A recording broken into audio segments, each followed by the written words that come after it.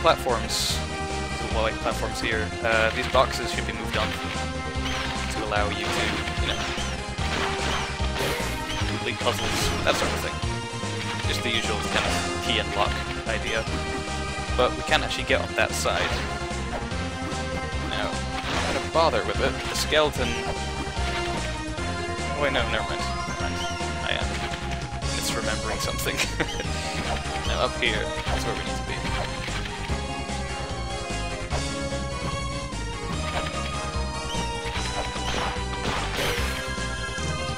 Okay, in this room, the skeleton on the bottom right is actually a very important clue. Because if we... This bad set, right? If we talk to him, he says he finds an escape route in these ruins of kept in a very mysterious fashion. It's kind of a vague hint, but you have to walk through the wall next to him, and it takes you back around to the other side. It's a bit of a stretch to figure out, but...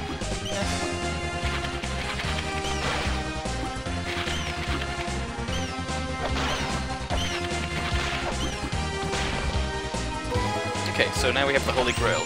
It doesn't grant us infinite youth or the ability to control anything, or infinite life or anything like that, but what it does let us do is fast travel. Tablets we have scanned. So with enough money now, we can go and buy the translator. Actually understand all those words.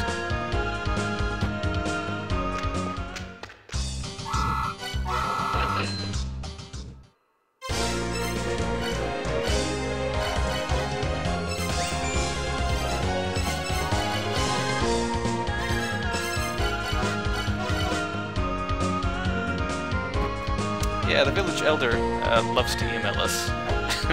There's points in the game very late on, actually, where he will continually email you hints and secrets well after you've fully discovered them. But that's okay, I think, because the original release of this game had no such hint system, and it was very, very obtuse.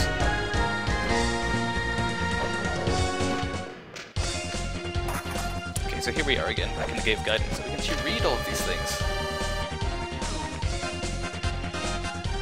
So, most of the tablets contain some information about the history of the ruins themselves, while also giving hints on puzzles you'll need to finish. Sometimes, really early tablets will give hints about things that are basically at the end of the game.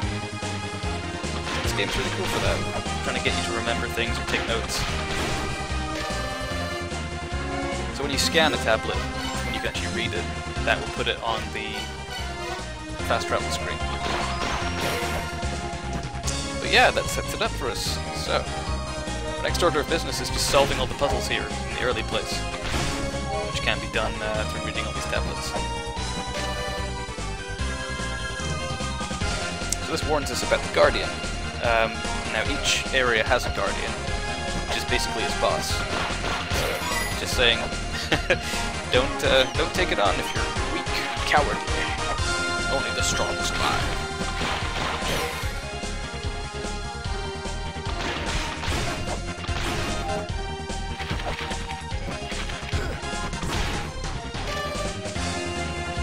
Tells us how the Holy Grail is used to fast travel.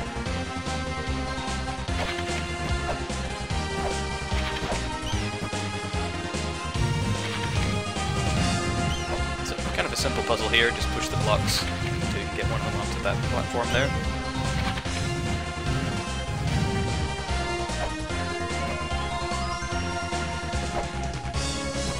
Jumping on top of that block is kind of hard, but make it if you jump just the right time.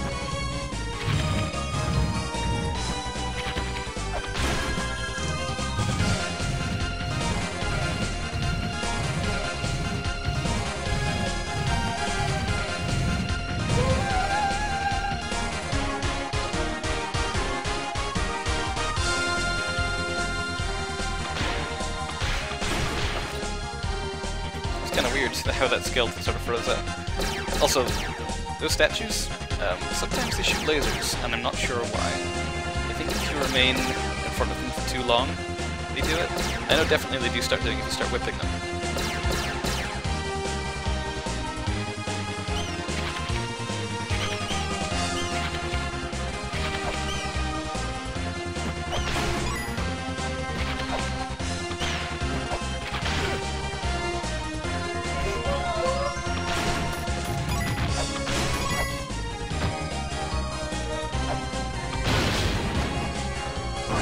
Okay, I should probably just explain what happened there. This room has an eyeball in the corner. The eyeballs will inform you that you are trespassing on holy ground. So if you start damaging the ruins unnecessarily by whipping like the walls and stuff, or you know, destroying property, then you'll be given divine retribution.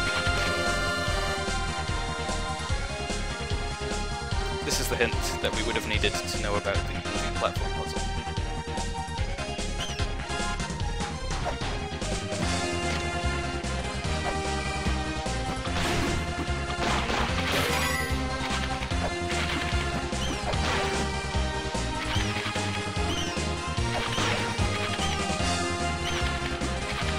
I have enough money to go and buy the map item, so I think we should go and do that before progressing. That will be instrumental in the future.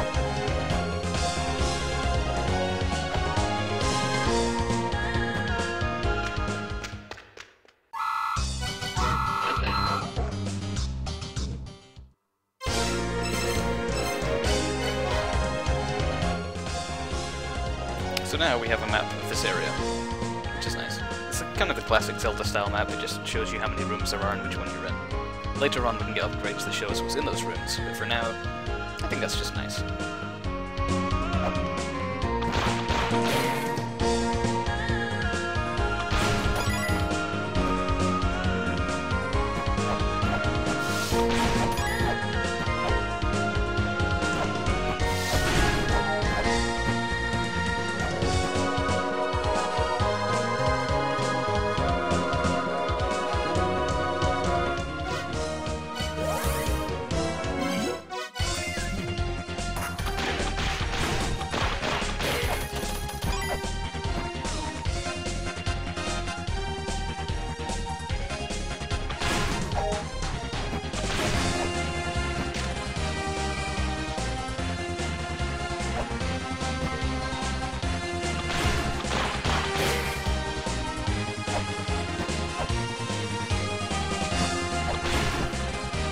Okay, so this puzzle's interesting. Again, it's another Indiana Jones reference. See the lion head at the top, just up here? Well, if you remember, I think it was The Last Crusade, Indiana takes a leap of faith and walks out on a bridge that has been painted to look like the endless chasm below, so it appears to be invisible. So, that same puzzle is used here. You just have to get on top of the lion head and you can walk through the air above it, which is pretty cool. And I completely screwed up getting on the platform.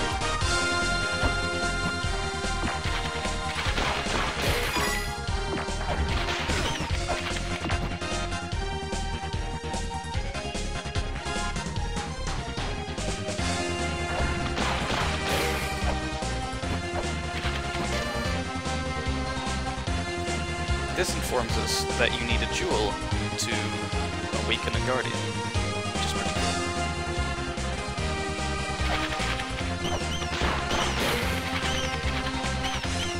So you can't just rush straight to the boss and start fighting them, you have to go and find a red jewel first.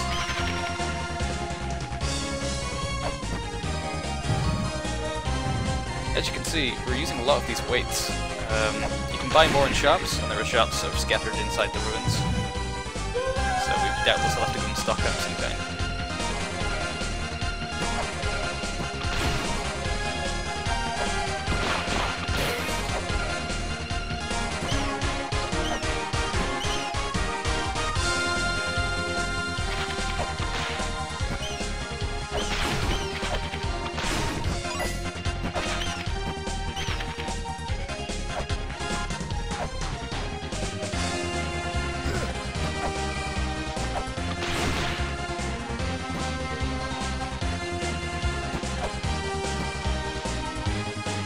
Again, there's your big eyeballs staring at us there. So yeah, we gotta make sure that we don't damage anything that we don't exactly have to damage. So you can see that these 4 tablets with symbols on them. So right now, these are meaningless to us because we don't have any clues about them. Let's go find out. We can find out.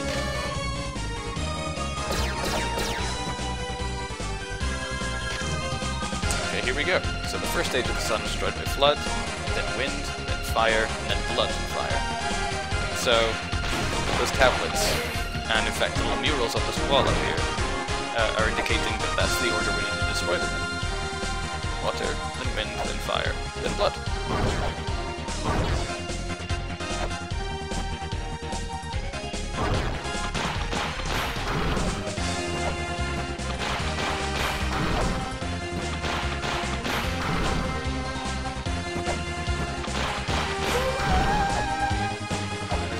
From our shell horn, telling us that we have successfully activated it.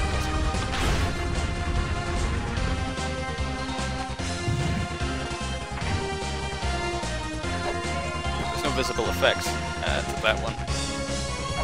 That is just fine. Just because something doesn't seem to do anything doesn't mean it doesn't actually.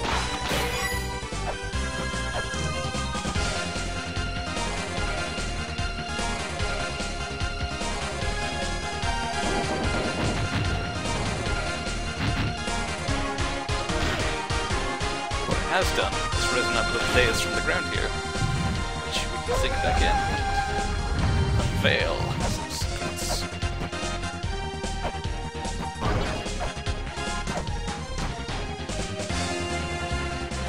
Be careful here, if I whip the wall, that eyeball's gonna shoot me. But yeah, that gave us the Act-Jewel. The Act-Jewel can be used to summon the Guardian of the area.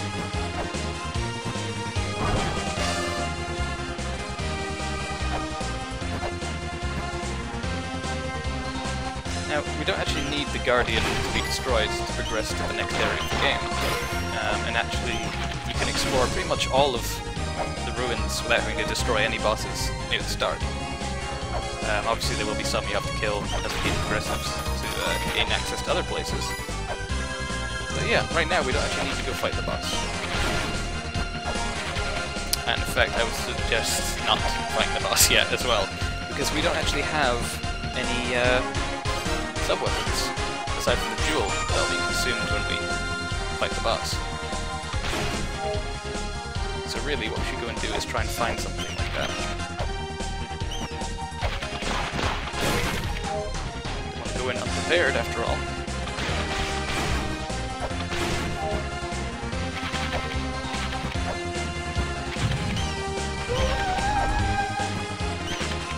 Now that ladder there, that will lead us to the boss area, so we don't want to go down there just yet.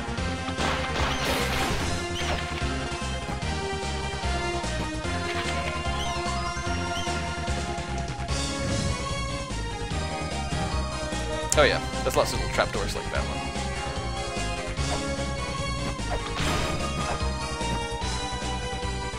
Actually, the way back is faster if I just do this. Saves us time climbing ladders.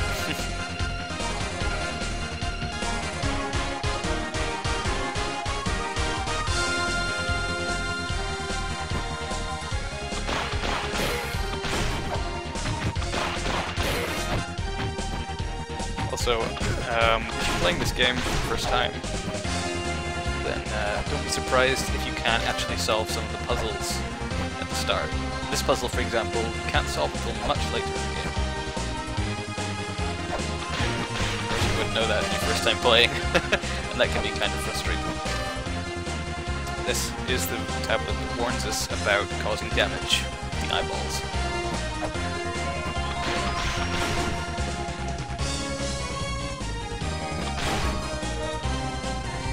So the puzzle here, one of the tablets mentions being courageous, having no fear.